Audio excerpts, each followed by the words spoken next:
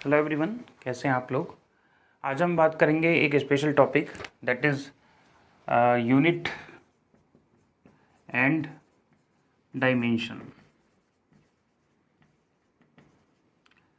Actually ये जो topic है वो यूपी पीजीटी के सिलेबस में दिया हुआ है और बात करें इसके इम्पोर्टेंस की तो इसके यूपी पीजीटी की जो प्रवक्ता परीक्षा है उसमें इसके 2 क्वेश्चन आते हैं।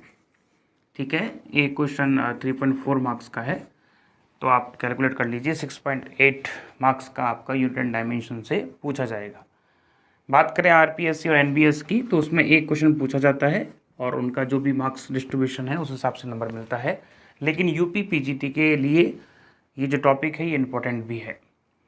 एक्चुअली आपका जो सिलेबस है यूपी पीजीटी का वो 2 पार्ट्स में डिवाइड है, पहला 11th क्लास और दूसरा 12th क्लास। 11th क्लास के जो चैप्टर हैं वो यांत्रिकी से चालू है, मैकेनिक्स से, और 12th क्लास के इलेक्ट्रोस्टैटिक्स से। तो आज हम जो पढ़ने वाले हैं, आज हम जो शुरुआत करने वाले हैं वो 11th क्लास की यूनिट एंड डायमेंशन से करेंगे। वैसे तो ये जो टॉपिक है ये बड़ा साधारण सा और सबको आने वाला टॉपिक है, क्योंकि 11th क्लास में मुलाकात आपकी सबसे पहले इसी से होती है।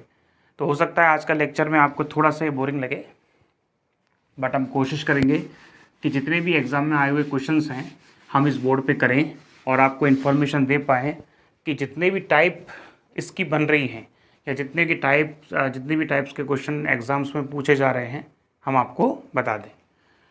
तो सबसे पहले what is the use of unit and dimension का जो मतलब यूनिट एंड डायमेंशन का हमको नीड क्यों है, हम इसके बारे में क्यों पढ़ते हैं। तो एक टॉपिक आता है बेटा जी, फिजिकल क्वांटिटी। फिजिकल क्वांटिटी जो टॉपिक है इसका मतलब क्या है कि एक ऐसी क्वांटिटीज़ जिसको मेज़र किया जा सके वो कहलाएगी फिजिकल क्वांटिटी। मेज़र करने से मतलब है कि हम किसी क्वांटिटी को माप सकते हैं। जितने भी फिजिक्स के लॉज हैं, जितने भी फिजिक्स के फॉर्मूले हैं, उनको एक्सप्लेन करने के लिए, उनको समझाने के लिए या उनसे रिजल्ट निकालने के लिए हमको ऐसी राशियों की आवश्यकता पड़ती है जिनको मापा जा सके। जो पूरी फिजिक्स है वो ऑल अबाउट मेज़रमेंट है। हर जो टॉपिक है, हर जो वैल्यूज, जैसे कोई एग्जांपल बात करते हैं डिस्प्लेसमेंट की, वेलोसिटी की, टाइम की, तो ये सब मेजरमेंट पे डिपेंडेंट है। इस वजह से फिजिकल क्वांटिटी वही क्वांटिटी होगी जिसको मेजर कर सकते हैं। ऐसी कौन कौन सी क्वांटिटीज़ हैं जिनको हम मेजर नहीं कर सकते। जैसे हमको गुस्सा आ रहा है, हमको भूख लगी है या हमको नींद आ रही है, तो ये जो गुण हैं, ये जो प्रॉपर्टीज़ हैं, ये मेजरेबल नहीं है, इसलिए फिजिकल क्वांटिटीज़ नहीं होंगी। दूसरा, फिजिकल क्वांटिटीज़ होती हैं 2 प्रकार की या 2 टाइप्स की। फर्स्ट इज़ फंडामेंटल, मतलब क्या है, मूलभूत राशियाँ, और दूसरी होती है ड्राइव्ड, जिसको हम बनाते हैं, व्युत्पन्न करते हैं। फंडामेंटल का मतलब है ऐसी राशियाँ या ऐसी क्वांटिटीज़ जो ड्राइव्ड नहीं की जा सकती या जो इंडिपेंडेंट हैं, स्वतंत्र हैं। और ड्राइव्ड क्वांटिटीज़ का मतलब है ऐसी क्वांटिटीज़ जिनको हम ड्राइव्ड करते हैं, किसकी हेल्प से, फंडामेंटल क्वांटिटीज़ की हेल्प से। एग्जाम्पल से समझते हैं, ज़्यादा बेहतर समझ में आएगा। जैसे हमारा एक एग्जाम्पल लेते हैं स्पीड का। स्पीड का फॉर्मूला है डिस्टेंस अपॉन टाइम। हम कहें कि स्पीड एक फिजिकल क्वांटिटी है क्योंकि स्पीड को हम मेज़र कर सकते हैं। स्पीड बनती है डिस्टेंस अपॉन टाइम से, मतलब आपको एक डिस्टेंस चाहिए, एक टाइम चाहिए, और उनको डिवाइड करोगे तो आपको स्पीड मिल जाएगी। तो स्पीड को हम ड्राइव्ड कर रहे हैं किससे, डिस्टेंस से और टाइम से। तो स्पीड हो गई हमारी ड्राइव्ड क्वांटिटी, इसको हिंदी में व्युत्पन्न राशियाँ भी कहते हैं। दूसरा, हम डिस्टेंस को किसी से ड्राइव्ड कर सकते हैं क्या, टाइम को किसी से ड्राइव्ड कर सकते हैं क्या। तो दोनों का आंसर आएगा कि टाइम होता है, that is the fundamental. Distance means length होती है, लेंथ इज़ द फंडामेंटल। तो ये दोनों जो क्वांटिटीज़ हैं, डिस्टेंस और टाइम या लेंथ और टाइम, वो होंगी फंडामेंटल क्वांटिटीज़। तो फंडामेंटल क्वांटिटीज़ हमारी 7 बताई गई हैं जिनसे हम सभी फिजिकल क्वांटिटीज़ को ड्राइव कर सकते हैं। जैसे बात करते हैं लेंथ, लंबाई को आप मेज़र कर सकते हो और ये फंडामेंटल क्वांटिटी है। बात करते हैं मास, थर्ड इज़ टाइम, एक होता है electric current, next is temperature, next luminous intensity,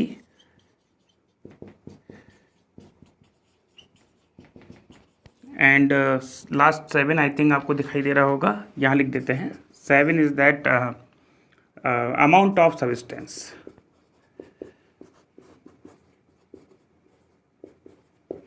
इसको लेंथ को मेज़र करते हैं जी मीटर में, मास को मेज़र करेंगे केजी में, टाइम को मेज़र करेंगे सेकंड में, इलेक्ट्रिक करंट को करेंगे एम्पियर में, टेम्परेचर को केल्विन में, और ल्यूमिनस इंटेंसिटी को कैंडेला में। बात करते हैं दी अमाउंट ऑफ सब्सटेंस, तो ये होगा कैलकुलेट, या ये मेज़र किया जाएगा मोल में। तो इस प्रकार हमारी फंडामेंटल जो क्वांटिटी है, मूलभूत राशियां हैं, वो 7 प्रकार की हैं, जिसमें लंबाई, द्रव्यमान, समय, विद्युत धारा, ताप और तीव्रता, और ये हो गया पदार्थ की मात्रा। एम, केजी, सेकंड, ये जो हैं ये पैरामीटर, ये यूनिट हैं जिनमें इन क्वांटिटीज़ को मेज़र किया जाएगा। और ये जो यूनिट्स हैं ये ऐसा यूनिट्स हैं। आप कहेंगे सर ऐसा यूनिट क्या है, इसके बारे में भी थोड़ी सी इन्फॉर्मेशन दे दें। देखो, हमने पहले भी कहा है आपसे कि हो सकता है आपको लेक्चर थोड़ा सा ऐसा लग रहा है कि पता नहीं कितनी जीरो से पढ़ा रहे हैं, लेकिन हम चाहते हैं कि हम सभी स्टूडेंट्स के लिए काम करें।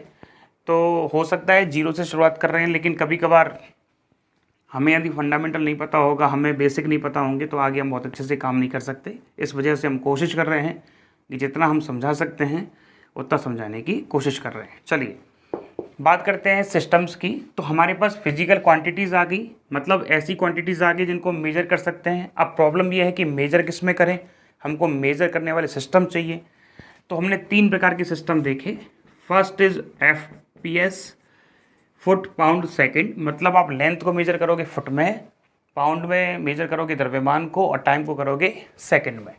दूसरा जो टाइप है वो है CGS, आप लेंथ को मेज़र करोगे सेंटीमीटर में, द्रव्यमान को करोगे, मास को करोगे ग्राम में, और टाइम को करोगे सेकंड में। और थर्ड इज़ MKS, यहाँ आप जो लेंथ है वो मीटर में मेज़र होगी, जो द्रव्यमान है वो केजी में होगा, और जो टाइम है वो सेकंड में होगा। लेकिन ये अलग अलग जगह का यूनिट सिस्टम है। इन सबको मिला के या इंटरनेशनल लेवल पे एक सिस्टम बनाया गया, SI यूनिट्स का system, standard international unit system बनाया गया। एक्चुअली ये सिस्टम ऐसा था जिसमें 7 क्वांटिटीज़ के मात्रक दिए गए, यूनिट दी गई, और ये कहा गया कि यही यूनिट सभी जगह मान्य होंगी, और इन यूनिट में आपको इंटरनेशनल जो कम्युनिकेशन है वो करना है। तो यदि हमारा कोई भी फिजिकल क्वांटिटी इन सभी क्वांटिटीज़ में दे रखा है तो वो ऐसा यूनिट में होगा, और इसके अलावा वो यदि सेंटीमीटर, ग्राम, सेकंड में है तो वो CGS वगैरह में होगा। हम अभी चर्चा करेंगे, हर एक टाइप का न्यूमेरिकल इसमें लेंगे। जैसे बात करें, एक यही टॉपिक ले लेते हैं, वैसे तो अब इसका एक एप्लीकेशन आएगा, लेकिन एक टॉपिक ले लेते हैं। एक न्यूटन एक फोर्स है, तो न्यूटन का मतलब क्या है? न्यूटन का मतलब 1 kg metre upon second square. ऐसा क्यों है? क्योंकि जो फोर्स है वो होता है m into A. What is the m? That is the mass, और मास क्या होता है? kg।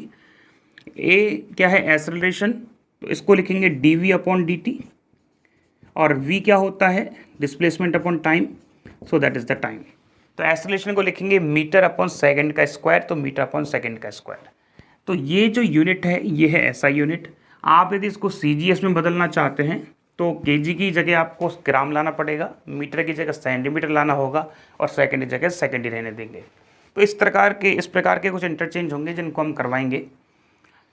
या आप इसको एक बार स्क्रीनशॉट ले लीजिए, नोट कर लीजिए, हम आगे बात करते हैं।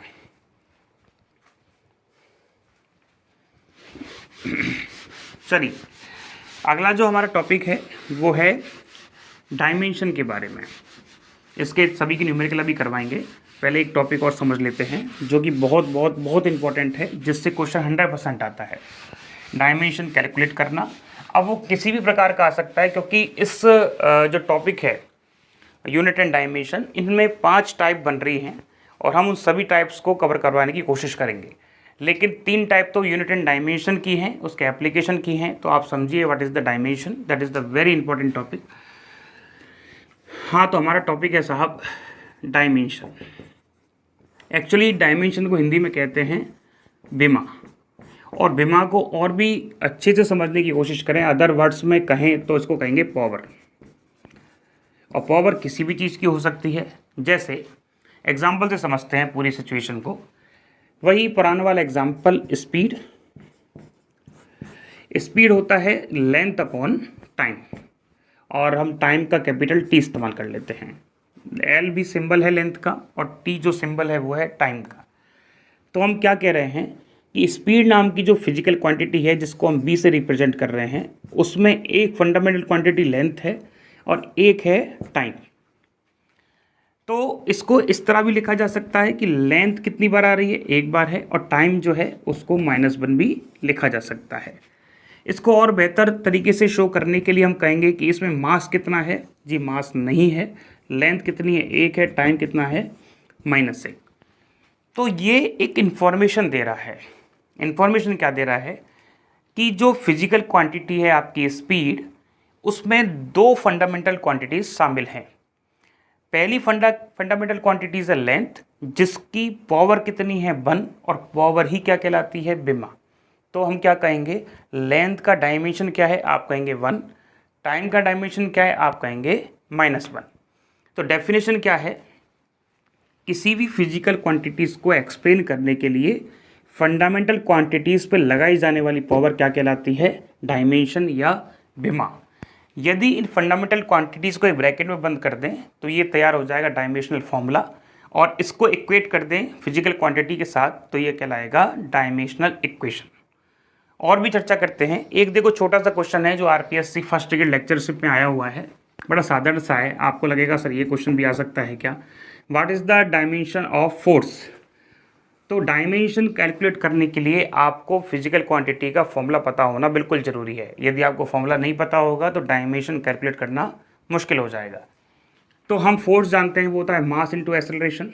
तो व्हाट इज़ द मास को हम रिप्रेजेंट कर लेते हैं m से। एक्सेलरेशन क्या है, एक्सेलरेशन है वेलोसिटी अपॉन टाइम। दूसरा हम कह सकते हैं मास 1/t बाहर लिख लिया, और वेलोसिटी को क्या लिख सकते हैं, डिस्प्लेसमेंट अपॉन टाइम। तो देखिए मास होता है m1, लेंथ कितनी है, क्योंकि डिस्प्लेसमेंट इक्वल टू लेंथ ही होती है तो L1, और टाइम कितनी बार आ रहा है, -2 टाइम। तो ये क्या हो जाएगी, फोर्स की डायमेंशन। और यदि इसको F के इक्वल लिख देंगे तो ये हो जाएगा डायमेंशनल इक्वेशन। ओके, कुछ और हम एक्सप्लेन करते हैं, कुछ और समझाते हैं जो एग्ज़ाम में आई हुई है। आपकी जो प्रवक्ता परीक्षा है उसके 2011 में एक पूछा गया है पृष्ठ तनाव का बिमा, सरफेस टेंशन का डायमेंशनल फॉर्मूला बताइए। तो पृष्ठ तनाव का फॉर्मूला होता है, इसको टी से रिप्रेजेंट करते हैं टेंशन, सरफेस टेंशन को, और इसका फॉर्मूला होता है फोर्स पर यूनिट लेंथ। तो फोर्स का डायमेंशन आप सीधा लिख सकते हैं m1 L1 T-2, और लेंथ का डायमेंशन है L1। तो आप इसको जब ऊपर लेके जाएंगे तो बन रहा है m1 L, ऊपर कितना है 1, नीचे से कितना गया -1, और T-2, that is m1 L0 T-2। ये डायमेंशनल फॉर्मूला है किसका, सरफेस टेंशन का। ये पेपर में आपका पूछा गया है। और बात करते हैं, एक बात करते हैं, आसान सा टॉपिक है, आसान सा डायमेंशन या फिजिकल क्वांटिटी है, दैट इज़ द टॉर्क। इसको हिंदी में बलागुण कहते हैं, और इसका फॉर्मूला होता है टॉ बराबर R×F। ठीक, इसको RF sin थीटा भी लिख देते हैं। हम मानते हैं कि थीटा इक्वल टू 90 है, तो फॉर्मूला होगा R×F। तो देखिए R का dimension, R is the radius या परपेंडिकुलर लेंथ, तो लेंथ तो को L1 से रिप्रेजेंट करेंगे। ओके, और F का क्या फॉर्मूला है, m1 L1 T-2, that is total क्या आ जाएगा, देखिए m1 L2 T-2। दूसरा इसके कंपैरिजन में दूसरा देखते हैं, वो है वर्क का या एनर्जी का। बात एक ही है। तो वर्क का फॉर्मूला होता है फोर्स इनटू डिस्प्लेसमेंट। फोर्स का फॉर्मूला क्या है साहब, फोर्स का है m1 L1 T-2, और डिस्प्लेसमेंट का है L1, दैट इज टोटल क्या आ जाएगा m1 L2 T-2। और एनर्जी का भी यही है।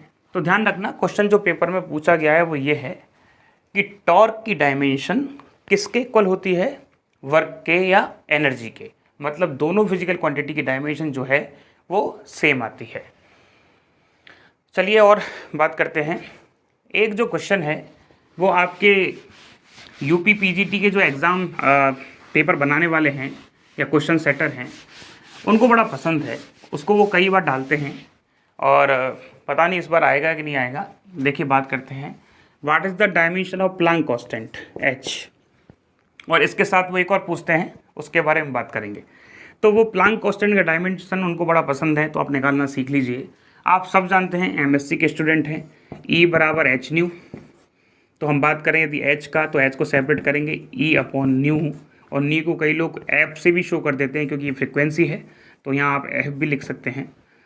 अच्छा, h E का डायमेंशन अभी निकाला था हमने m1l2t-2 upon force, sorry frequency का डायमेंशन होता है 1/t, क्योंकि फोर्स फ्रिक्वेंसी क्या होती है 1/टाइम पीरियड, और टाइम को क्या लिख सकते हैं 1/T, और f का डायमेंशन क्या आ जाएगा साहब m0l0t-1।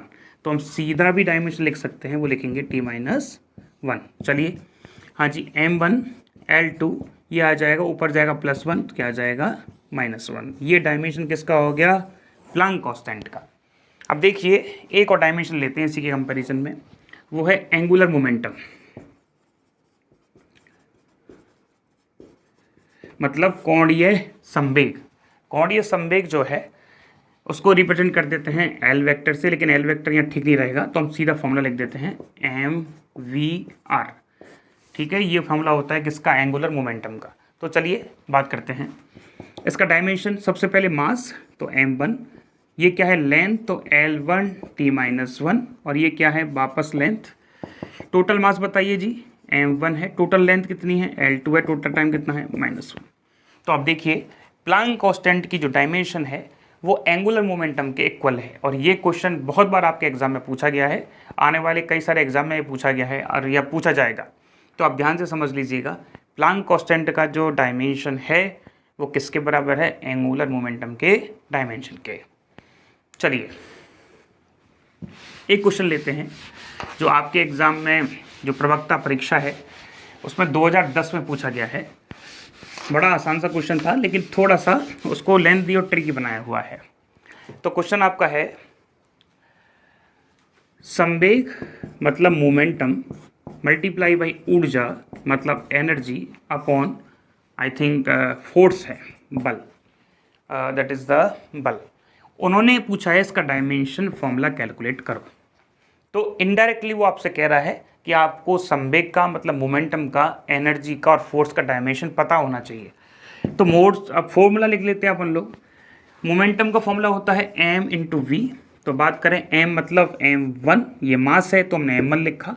v क्या है, दैट इज l1t-1, तो फॉर्मूला आ जाएगा m1l1t-1। चलिए ऊर्जा का फॉर्मूला आप जानते हैं और बल का फॉर्मूला जानते हैं, m1l1t-2, और इसका डायमेंशनल फॉर्मूला है m1l2t-2। तो देखिए क्या फॉर्मूला आएगा इसका टोटल। हाँ जी, इसका लिखेंगे हम यहाँ से m1l1t-1, उसके बाद मल्टीपल हो रहा है एनर्जी का, दैट इज m1l2t-2 अपॉन, बात करें यदि बल का, वो आ जाएगा m1l1t-2। हाँ जी, m1 क्या बचेगा, केवल m1, l1 l3, और ये बचे कट जाएगा तो बचेगा l2, t-1 t-3 t-2 cut गया तो बचेगा t-1। तो इसका आंसर होगा ये। आप और कैलकुलेट कर लीजिएगा, जो भी मैथमेटिकल कैलकुलेशन है तो आप इसको चेक कर लेना। ठीक है साहब, तो ये क्वेश्चन पूछा गया है, इस टाइप का क्वेश्चन जो है एग्जाम में पूछा जाता है।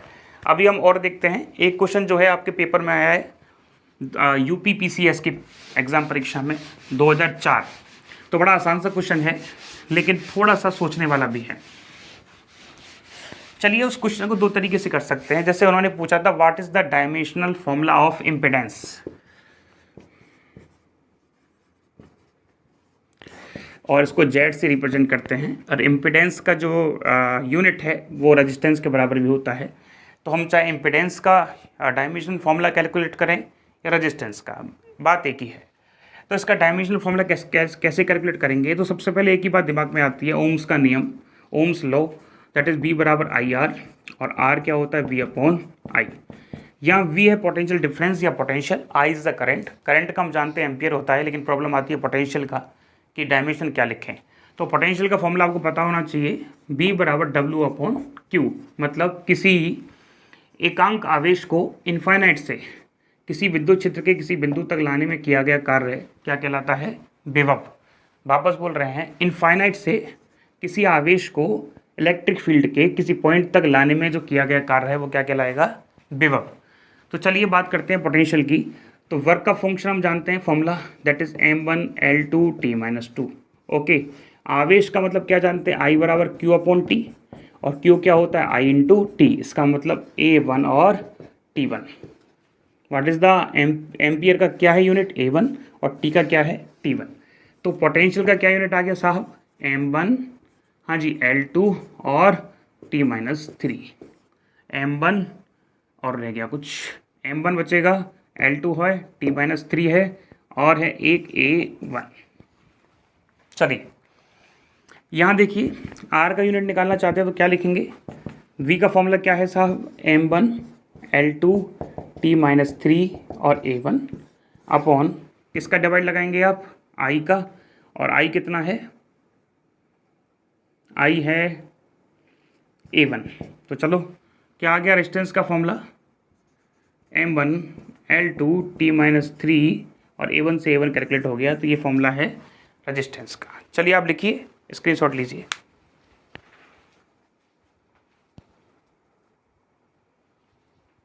हाँ जी, चलिए आगे लिखें। अरे रुकिए एक सेकेंड, ये ऊपर जाएगा तो -1 आएगा, और ये क्या आएगा, -1 आएगा, यहाँ -1 आएगा तो ऊपर जाएगा -2। Okay, that is A-2।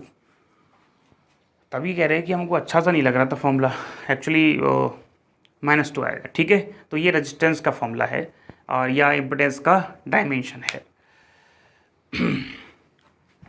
चलिए अगला एक क्वेश्चन है जो एक बार KBS 2018 में पूछा गया है, मतलब उसका 80 में फॉर्म फिल हुए थे, 19 में पेपर हुआ था।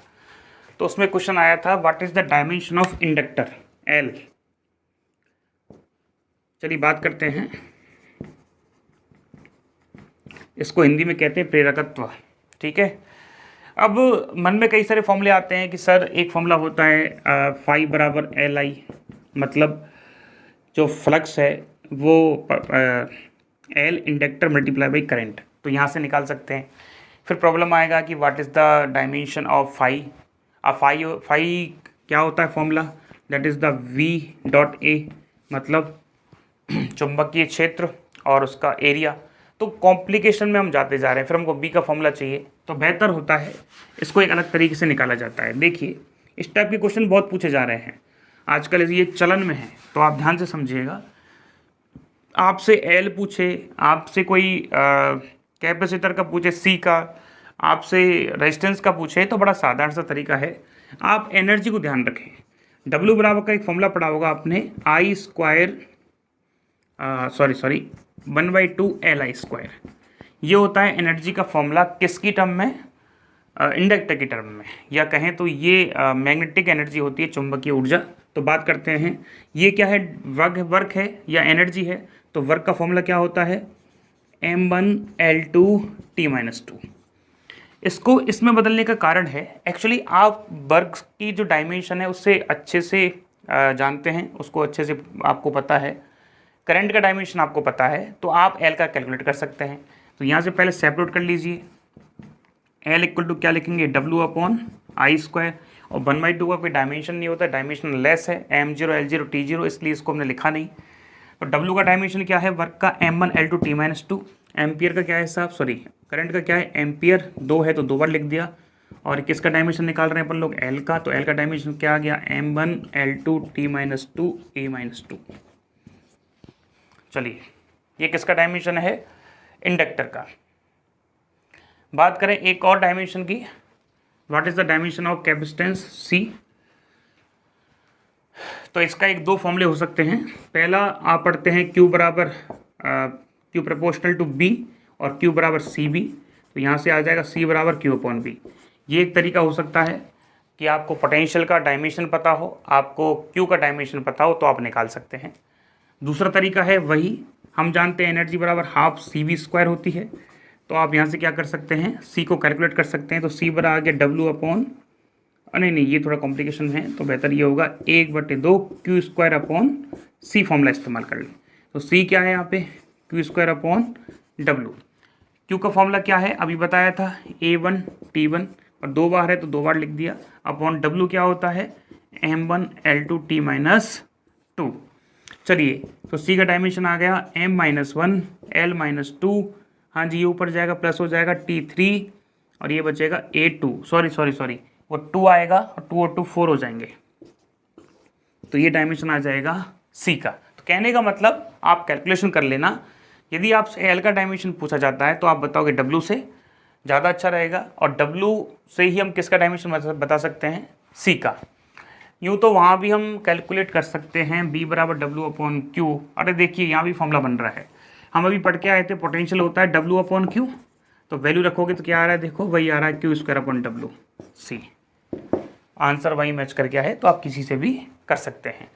हाँ, कभी आपसे कोई पूछ ले रेजिस्टेंस का फॉर्मूला, तो उसको भी इसी की टर्म में निकाला जा सकता है, W बराबर I² RT। तो यहाँ से आप R का रेजिस्टेंस R का डायमेंशन निकाल सकते हैं, तो ये भी इजी है। ठीक है, चलिए बात करते हैं एक और डायमेंशन की, that is very important, permittivity. ये डायमेंशन कई बार पूछी जाती है, परमिटिविटी, इसको रिप्रेजेंट करते हैं एप्सिलॉन से, और हिंदी में कहते हैं इसको विद्युतशीलता। परमिटिविटी से मुलाकात हमारी इलेक्ट्रिक फील्ड के चैप्टर में होती है, कूलाम के नियम में। और कूलाम का नियम क्या होता है साहब, वो होता है कि दो चार्ज के बीच में लगने वाला जो फोर्स है वो होगा 1/4πε0 Q1 Q2 अपॉन R²। चलिए, तो यहाँ आपको निकालना है परमिटिविटी, और हम यदि स्पेसिफाई कर दें कि हमको वैक्यूम का परमिटिविटी चाहिए या निर्वात का चाहिए, तो ε0 का निकालना है। जिसका भी आपको डायमेंशन निकालना है, सबसे पहले आप उसको सेपरेट कर लें। तो आप क्या करोगे, ε0 1/4πf Q1 Q2 upon R²। चलिए, 1/4π का कोई डायमेंशन नहीं होगा, that is the number. 1/f का डायमेंशन क्या लिखेंगे, M1 L2 T-2, sorry M1 L1 T-2, ये डायमेंशन है f का। बात करें Q1 की, तो ये होगा A1 T1। वापस बात करें Q2 की, इसका भी होगा A1 T1 अपॉन R का होगा L2। चलिए, हाँ जी, M कहीं नहीं है तो M जाएगा ऊपर, L 1 है, यहाँ पे 2 हैं तो L-3 जाएगा, T ऊपर भी है तो T हो जाएगा 4, क्योंकि 2 ये रहे, 1 3 4, ठीक, और 1 है 2 ऊपर, आप चेक कर लीजिए, आई थिंक यही आना चाहिए। M-1 L2 3 ऊपर चला जाएगा, ये जाएगा ऊपर, 2 और ऊपर एक्स्ट्रा है, ठीक है, ये आना चाहिए किसका, ε0 का। यदि आपसे पूछ ले कि किसी मीडियम की परमिटिविटी का क्या आएगा, तो एप्सिलॉन का भी यही आंसर आएगा, that is the M-1 L-3 T4 A2। ठीक है, प्रॉब्लम एक जगह हो सकती है, और वो है कोई आपसे पूछ ले रिलेटिव परमिटिविटी का क्या है। क्या पूछ ले आपसे, ये क्वेश्चन भी आया हुआ है, ध्यान से समझिएगा, what is the dimension of relative permittivity, या इसको कई बार डाइलेक्ट्रिक कांस्टेंट भी अपन कह देते हैं। तो एप्सिलॉन आर का डायमेंशन बड़ा ही यूनिक है, और इसलिए क्वेश्चन पूछा जाता है, क्योंकि इसका डायमेंशन है तो सिंपल, लेकिन थोड़ा सोच समझ के आता है। आप एक रिलेशन हमेशा जानते हैं, that is the epsilon equal to ε0 और एप्सिलॉन आर। हम एप्सिलॉन आर कैलकुलेट करते हैं एप्सिलॉन अपॉन ε0। ये होता क्या है कि आपके मीडियम की जो परमिटिविटी है वो वैक्यूम की परमिटिविटी की तुलना में कितनी है। वापस बोल रहे हैं, एप्सिलॉन आर या रिलेटिव परमिटिविटी का मतलब क्या है, आपकी जो परमिटिविटी है मीडियम की, वो निर्वात की या वैक्यूम की परमिटिविटी की तुलना में कंपैरिजन में कितनी है। तो इसका मतलब नीचे किसकी परमिटिविटी है, वैक्यूम की, ऊपर किसकी परमिटिविटी है, मीडियम की। तो ऊपर और नीचे दोनों जगह परमिटिविटी है, तो ऊपर का जो डायमेंशन होगा वही नीचे का डायमेंशन है, तो ऊपर वाले डायमेंशन से नीचे वाला डायमेंशन कटेगा और नया आंसर आएगा M0 L0 T0। तो हम क्या कहेंगे कि एप्सिलॉन आर रिलेटिव परमिटिविटी जो है उसका डायमेंशन, वो डायमेंशन लेस है या उसका कोई डायमेंशन नहीं होता। वापस समझा रहे हैं, हो सकता है आपको नहीं समझ में आया हो, आ गया है तो अच्छी बात है। एप्सिलॉन आर जो है वो रिलेटिव परमिटिविटी है, इसका मतलब हम कंपैरिजन कर रहे हैं मीडियम की परमिटिविटी की किससे, वैक्यूम की परमिटिविटी से। तो दोनों ही परमिटिविटी हैं। यहाँ इसका डायमेंशन क्या लिखोगे, M-1 L-3 T4 A2 divide में यही वापस कर दोगे क्योंकि एप्सिलॉन नॉट का भी डायमेंशन यही है। तो आंसर आएगा M0 L0 T0। ऐसे ही सिमिलर वे में बात करें परमिबिलिटी, किसकी, परमिबिलिटी की, म्यू आर। सबसे पहले बात कर लेते हैं म्यू नॉट की। तो म्यू नॉट का डायमेंशन भी कैलकुलेट कर सकते हैं, लेकिन इससे रिलेटेड कौन सा है, म्यू आर। तो म्यू आर क्या होगा, म्यू अपॉन म्यू नॉट। तो इसका डायमेंशन भी कितना आने वाला है म्यू आर का भी, that is M0 L0 T0। ये है परमेबिलिटी, कौन सी, रिलेटिव परमेबिलिटी, जो मैग्नेटिक फील्ड में काम आती है। बायो सावर्ट का फॉर्मूला पढ़ा होगा, B बराबर mu naught upon 4 ideal sine theta upon R²। तो वो वाला ये म्यू आर है जो मीडियम को एक्सप्लेन करेगा। चलिए कुछ क्वेश्चन हम घर के लिए दे रहे हैं, आप कमेंट बॉक्स में इसका आंसर बताइएगा, नेक्स्ट वीडियो में आपको वो सॉल्व करवा देंगे।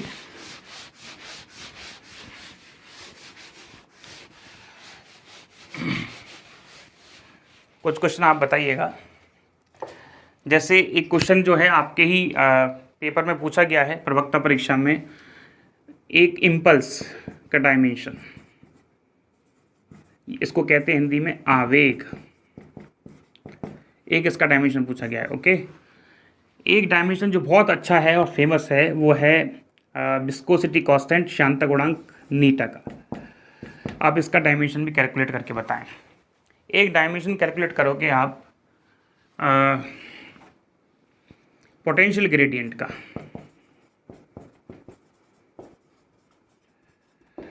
और एक मतलब विभव प्रवणता का। एक डायमेंशन आप कैलकुलेट करोगे वेलोसिटी ग्रेडियंट का, और ये भी बताओगे कि ये डायमेंशन किसके इक्वल होती है। चलिए, और एक और डायमेंशन आप बता दीजिएगा, that is the Young modulus constant, Young प्रत्यास्थता गुणांक, जिसको वाई से रिप्रेजेंट करते हैं, यंग मॉड्यूलस कांस्टेंट, यंग प्रत्यास्थता गुणांक। तो इन सारी डायमेंशन को आप कैलकुलेट कीजिएगा और ईमानदारी सॉल्व कीजिएगा। आपको विश्वास दिलाते हैं, आप पेपर देख लीजिएगा लास्ट ईयर के, इनमें से हर एक क्वेश्चन जो 4 और 5 बोर्ड पे लिखे हैं वो प्रवक्ता परीक्षा में या UPPCS में आया हुआ है, और RPSC में भी इसमें से एक क्वेश्चन आया है, that is the Young modulus वाला। तो आप इनको सॉल्व करें, ये जांचें कि आज का जो वीडियो है वो सफलतापूर्वक आप तक पहुंचा है या नहीं पहुंचा, आपको उसका इन्फॉर्मेशन आया है नहीं आया। जो भी आपको तकलीफ़ आए आप हमको कमेंट बॉक्स में बता सकते हैं। दूसरा इन्फॉर्मेशन ये है कि आगे इसमें अभी हमने आई थिंक एक टाइप पढ़ी है अभी डायमेंशन वाली, इसकी अभी 3 या 4 टाइप बाकी हैं जिनसे क्वेश्चन आता है, वो हम नेक्स्ट वीडियो में कवर करेंगे। और साथ साथ हम कोशिश करेंगे कि आपको 12th क्लास का वीडियो भी प्रोवाइड करवाया जाए, जिससे जल्दी जल्दी आपका सिलेबस कवर हो। बाकी का आप पढ़ते रहिए, बने रहिए हमारे साथ। Thank you.